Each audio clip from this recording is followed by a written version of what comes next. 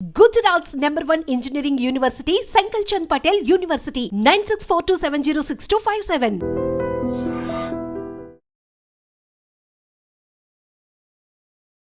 Hi hello నమస్తే welcome back to iDream media. ఈరోజు మనతో ఉన్నారు లక్ష్మి గారు, ద ఇమిగ్రేషన్ కన్సల్టెంట్. సో ముఖ్యంగా చాలామందికి వర్క్ వీసా గురించి, వర్క్ పర్మిట్ గురించి ఎన్నో డీటెయిల్స్, డౌట్స్ తెలుసుకోవాలనుకుంటున్నారని కామెంట్స్ అయితే చేస్తూ ఉన్నారు. సో ఓవరాల్గా వర్క్ పర్మిట్, వర్క్ వీసా గురించి ఈరోజు ఎపిసోడ్ క్లియర్గా తెలుసుకుందాం. Hi ma'am. హలో విరాట్ గారు. మ్యామ్, ఈ వర్క్ వీసా, వర్క్ పర్మిట్ రెండు ఒకటేనా? ఫస్ట్ ఆఫ్ ఆల్ రెండు ఒకటే అండి. Work visa, work permit, job visa ఇవన్నీ ఒకటే. సో ఇది ఏ కంట్రీలో ఏ విధంగా ఉంటుంది, ఎలా వెళ్తారు, వెళ్ళాక వాళ్ళ పరిస్థితులు ఏ విధంగా ఉంటాయి, ఫీచర్స్, సో సెటిల్మెంట్, దీని గురించి చెప్తారు? షూర్ అండి, చాలా మంచి క్వశ్చన్ అడిగారు. I really appreciate you. మాకు కూడా on a daily basis job visa అనే క్వైరీస్ చాలా వస్తాయి. అసలు చాలా మందికి అవేర్నెస్ లేదండి. ఇప్పుడు మీ ఫర్ ఎగ్జాంపుల్ ఇక్కడ నేను ఒక ఐటీ ఎంప్లాయీని, ఐటీఓ, టీచరో, వాట్ ఎవర్, అకౌంటెంటో, సివిల్ ఇంజనీరో, ఏదో ఒకటి. నేను ఒక ఫీల్డ్లో ఒక కంపెనీకి ఇక్కడ వర్క్ చేసుకుంటున్నా, ఇండియాలో లేకపోతే ఏదైనా కంట్రీలో, వేరెవర్. ఇప్పుడు నేను ఇక్కడ వర్క్ చేసుకున్న అబ్బాయిని ఆర్ అమ్మాయిని, వాట్ ఎవర్, ఇంకో కంట్రీలో నాకు ఒకళ్ళు జాబ్ ఆఫర్ ఇస్తే నేను వెళ్ళి అక్కడ వర్క్ చేసుకోవాలనుకుంటున్నాను. ఇట్లా ఉంటుంది, ఇట్లా అడుగుతారనమాట, నాకు వేరే కంట్రీలో నాకు జాబ్ కావాలి అనేసి. ఇప్పుడు చాలామందికి తెలియని విషయం ఏంటంటే, ఇంకో country, beat UK, Australia, Canada, US or any other country in the world, మీకు ఒక ఎంప్లాయర్ బయట దేశం నుంచి మీ ఇక్కడ ఉన్న ఇండియాలోంచి మీకు తీసుకొని వెళ్ళాలంటే ఫస్ట్ థింగ్ వచ్చేసి వాళ్ళకి చాలా పెద్ద పేపర్ వర్క్ చేయాలన్నమాట.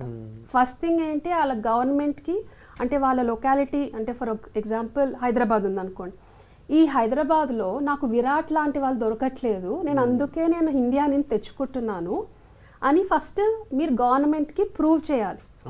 అంటే దాని ప్రాసెస్ ఎలా ఉంటుందంటే, సర్వే అనేది, మార్కెట్ సర్వే, అంటే ఓకే ఈ డొమైన్లో మా ఏరియాలో ఈ స్కిల్ ఉన్న వాళ్ళు నాకు దొరకట్లేదు. అట్లా మీరు ఒకసారి చేస్తే సరిపోదు, 6 months to 1 year రిపీటెడ్లీ చేస్తూ ఉండి ఆ రిపోర్ట్స్ని మీరు తయారు చేసి గవర్నమెంట్కి ఒక విన్నపం పెట్టుకోవాలన్నమాట, ఒక రిక్వెస్ట్ పెట్టుకోవాలి. నాకు ఈ స్కిల్ ఉన్న పర్సన్ నా కంట్రీలో, నా ఏరియాలో, నా సిటీలో, నా స్టేట్లో దొరకట్లేదు. ఇది ఓకేనా? ఇలా కూడా ఉంటుందా? ఏదండి, ఇప్పుడు ఇంత శాలరీలో రావట్లేదు కాబట్టి తెచ్చుకుంటారు, ఇలాంటివి కూడా ఉంటాయి. అట్లా కూడా ఉంటుంది. అది సెకండ్ పాయింట్. ఎందుకంటే అమెరికాలో చాలా మంది లో పేమెంట్ కి చేస్తారని, ఇండియా వాళ్ళని తెచ్చుకుంటారని ఒక నానుడి ఉంది. ఎగ్జాక్ట్లీ. కానీ ఈ work visa, work permit or job వీసాలో కండిషన్ ఏంటంటే, మీరు ఈ ప్రిలిమినరీ థింగ్స్ ఒకవేళ నిజంగా ఆ ఎంప్లాయర్ మిమ్మల్ని తీసుకెళ్లాలనుకుంటున్నారు అన్నప్పుడు కూడా, ఈ మార్కెట్ సర్వే ఇదంతా చేసిన తర్వాత గవర్నమెంట్ ఒప్పుకున్నా కూడా మినిమం వేజ్ రిక్వైర్మెంట్ అనేది ఉంటుంది. మీరు ఆఫర్ లెటర్ ఇచ్చినప్పుడు జస్ట్ ఒక పేపర్లో ఆఫర్ లెటర్ ఇస్తే సరిపోదు.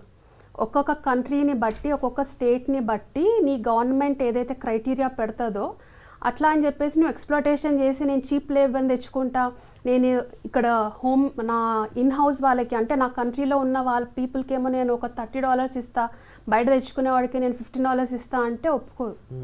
ఎందుకంటే మీరు బయట నుంచి తెచ్చుకున్నప్పుడు కూడా ఆ మినిమం వేజ్ రిక్వైర్మెంట్ అనేది ఫుల్ఫిల్ చేయాలి. సో చాలా మందికి ఇవన్నీ తెలియక నా రెజ్యూమే మార్కెట్ చేసేయండి మేడం, జాబ్ వెబ్సైట్స్ ఉంటాయి కదా, ఇప్పుడు మనకి ఇలాగ ఇక్కడ ఏమంటారు ఇండీడో అట్లాంటివి ఉంటాయి కదా, అట్లా చేసేసేయండి. బయట ఒక్కొక్క కంట్రీకి ఒక్కొక్క జాబ్ వెబ్సైట్ ఉంటుంది, మీరు మార్కెట్ చేసేసేయండి. నాకు ఇంటర్వ్యూ కాల్స్ వస్తాయి. ఎలా వస్తాయి ఇంటర్వ్యూ కాల్స్? మీ చేతిలో వీసా లేదు. ఇప్పుడు మీకు వాళ్ళు స్పాన్సర్షిప్ చేయాలంటే అదే వెరీ హ్యూజ్ ఇన్వెస్ట్మెంట్. అది ఎవరు employers most of the time చెయ్యరు. ఈ work visas or job visas or work permit ఇవి ఎవరికి అప్లికబుల్ అవుతాయంటే, ఫర్ ఎగ్జాంపుల్ మీరు ఒక టాప్ కంపెనీలో వర్క్ చేస్తున్నారు ఇక్కడ, for example Infosys, TCS, I'm just taking an example, Capgemini, Microsoft, Wipro. అక్కడ మీకు ఒక 10 years ఎక్స్పీరియన్స్ ఉందనుకుందాం. వాళ్ళు ఏం చేస్తారంటే, ఈ విప్రో, ఇండియా విప్రో నుంచి కెనడా విప్రోకి నేను ఈ పర్సన్ని ట్రాన్స్ఫర్ చేయాలనుకుంటున్నాను on a work permit or a work visa or a job visa. వాళ్ళు ఇంటర్నల్గా పేపర్స్ చూపించేసేసుకొని ఆ క్యాండిడేట్కి ఎవరైతే పంపించాలనుకుంటున్నారో వాళ్ళే మొత్తం చేసేస్తారు. ఇక్కడ పేపర్ వర్క్ చూపించాలి, అక్కడ వాళ్ళు ఇస్తున్నందుకు జాబ్ వాళ్ళ పేపర్ వర్క్ చూపించాలి, then you have to apply for the visa. So చాలా మందికి ఈ అవేర్నెస్ లేక తెలియక they assume that it is so easy to get a job బయట abroad any country like UK Australia Canada UK or చాలామంది దుబాయ్కి కూడా అడుగుతారు. మీకు తెలుసు కదా దుబాయ్ అని చాలామంది టూరిస్ట్ లాగా వెళ్ళి కూడా కన్వర్ట్ చేసేసుకుంటారు. ఇవన్నీ ఉంటాయి అన్నమాట. But you're risking at the end of the day ఒక కంట్రీలో మీరు టూరిస్ట్ లాగా వెళ్ళినప్పుడు ఏం చేయాలి? టూరిస్ట్ లాగా అక్కడ ఉన్న attractions or whatever you can have your leisure time, you have to come back. కానీ చాలామంది వాటిని కూడా కన్వర్ట్ చేసుకొని మేము అక్కడికి వెళ్ళాక మేము కన్వర్ట్ చేసుకుంటామని అంటే మీరు బై ద ఇమిగ్రేషన్ లా మీరు బ్రేక్ చేసేసి ఎలాంటి ప్రాబ్లమ్స్ ఫేస్ చేయొచ్చు వాళ్ళు? డిపోర్టేషన్ అయిపోతుందండి ఇమీడియట్లీ డిపోర్టేషన్ 5 years బ్యాన్. కొన్ని కంట్రీస్ అయితే బ్యాన్ కూడా చేస్తారు. సో ఇవన్నీ ఎందుకు రిస్క్ తీసుకోవడం? చాలా మందికి ఈ విషయాల మీద అవగాహన లేకపోవడం వల్ల ఇలాంటి తప్పులు చేస్తున్నారండి. మీకు ముఖ్యంగా వర్క్ పర్మిట్స్ అయి ఉండొచ్చు, స్టూడెంట్ వీసా మీద అయి ఉండొచ్చు, వీటి మీద డౌట్స్ ఉన్నట్టయితే ఎవరినైనా ప్రొఫెషనల్ డెఫినెట్లీ కాల్ చేసి మాట్లాడవచ్చు. మనం చేస్తున్న అవేర్నెస్ ఎపిసోడ్స్ కూడా ముఖ్యంగా దాని గురించే.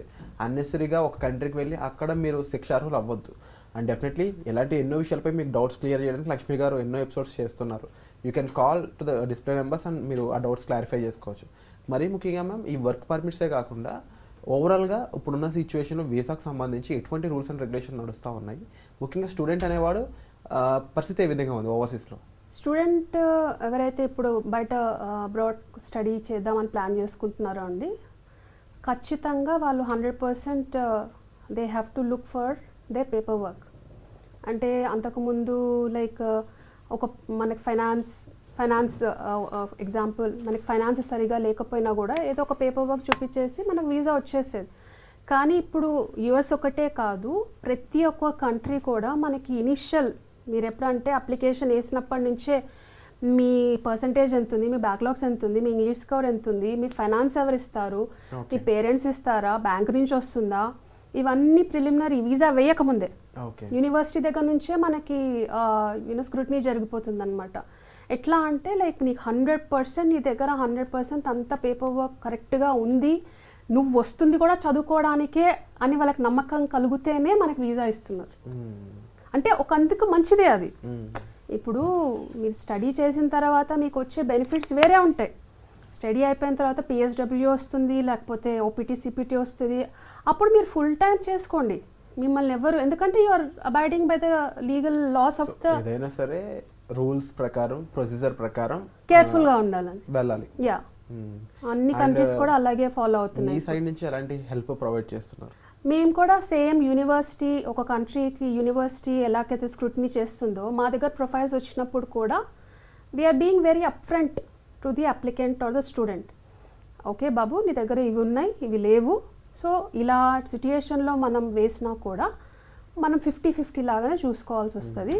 లేదు ఈ 50ని నువ్వు 100 చేస్తావా, చేపిస్తే కూడా ఎంత జెన్యున్గా చేస్తున్నావు, నేను ఏదో 100 చేసేయమన్నా అని చెప్పేసి నువ్వు ఫేక్ డాక్యుమెంట్ తీసుకొచ్చేసి చెయ్యనంటే నీకు రిస్క్, నాకు రిస్క్, అటు తర్వాత డౌన్ ద లైన్ యూనివర్సిటీ కూడా రిస్క్.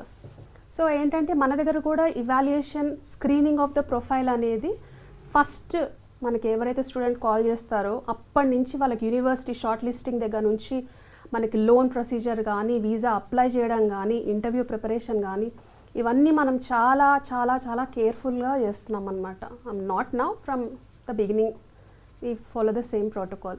సో స్టూడెంట్స్ ఎవరన్నా కూడా భయపడద్దు. ఫస్ట్ థింగ్, మీకు ఒక ఎయిమ్ ఉంది, అంబిషన్ ఉంది, మనం బయట చదువుకోవాలనుకుంటున్నాం అన్న వాళ్ళకి 100% please you contact us, we are there to help you out. And మన ప్రీవియస్ ఎపిసోడ్స్లో కూడా చెప్పుకున్నాము, క్యానోస్ ఓవర్సీస్లో we don't charge you anything, it is 0 processing fee. మేమేమీ ఛార్జ్ చేయం మీకు. రైట్ ఫ్రమ్ మీకు స్క్రీనింగ్ దగ్గర నుంచి మీకు వీసా వచ్చి మీరు వెళ్ళేంతవరకు కూడా మేము ఏం ఛార్జ్ చేయం. వాట్ ఎవర్ మీరు పే చేసేది యూనివర్సిటీస్కి వీసా ఫీజ్ వీటికే పే చేసుకోవాలి. వండర్ఫుల్. సో తప్పకుండా మీరు దీనికి సంబంధించి మరిన్ని వివరాలు కావాలనుకున్నట్లయితే డిస్ప్లే అవుతున్న నెంబర్స్ కాల్ చేసి మ్యామ్ని కన్సల్ట్ చేయొచ్చు. సో మీకు ఏదైనా డౌట్స్ ఉన్నా సరే కామెంట్ సెక్షన్లో మెన్షన్ చేయండి. వచ్చే ఎపిసోడ్లో మళ్ళీ కలుద్దాం. Thank you so much. Thank you.